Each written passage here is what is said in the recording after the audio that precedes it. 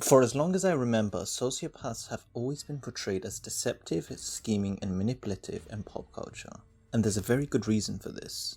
These are negative traits often found in bad guys, and bad guys are often portrayed as sociopaths, and vice versa.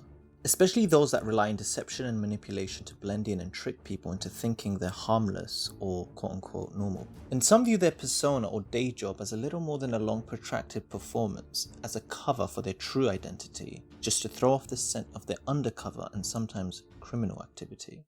Itachi Uchiha matches this description perfectly, as he himself has lived a double life.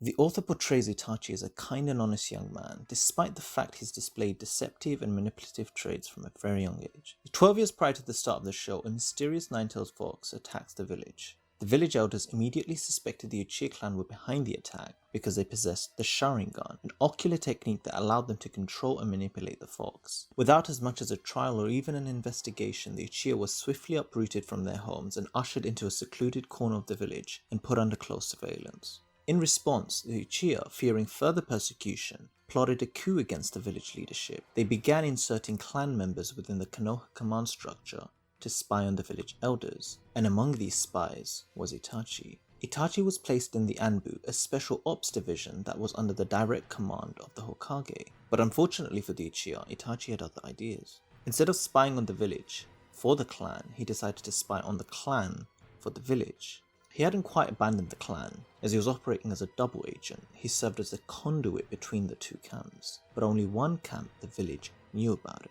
So at the tender age of 13, Itachi was able to effortlessly deceive his friends and family and convince them into thinking that his loyalties lay with them, when in truth, he had secretly been betraying his family by spying on them and reporting their activities back to their enemies. But in my opinion, the full extent and mastery of his deceptive and manipulative skills were best demonstrated by one of his most controversial acts, the planning of his own suicide. As the Uchiha Konoha situation continued to rage on, a peaceful solution was looking ever more unlikely. This made the village elders very desperate.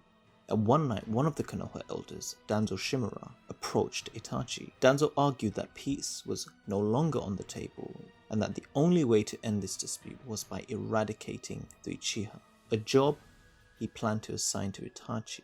Itachi hesitantly agreed with Danzo's assessment of the situation, and reluctantly accepted the mission. He, along with an accomplice, then proceeded to butcher the clan, murdering every last man, woman, and child. Well, almost. Itachi simply couldn't bring himself to murder his little brother, Sasuke Uchiha, and with Danzo's consent, spared his life. But Itachi knew that this act of mercy posed its own kind of problems that he would attempt to mitigate as much as possible.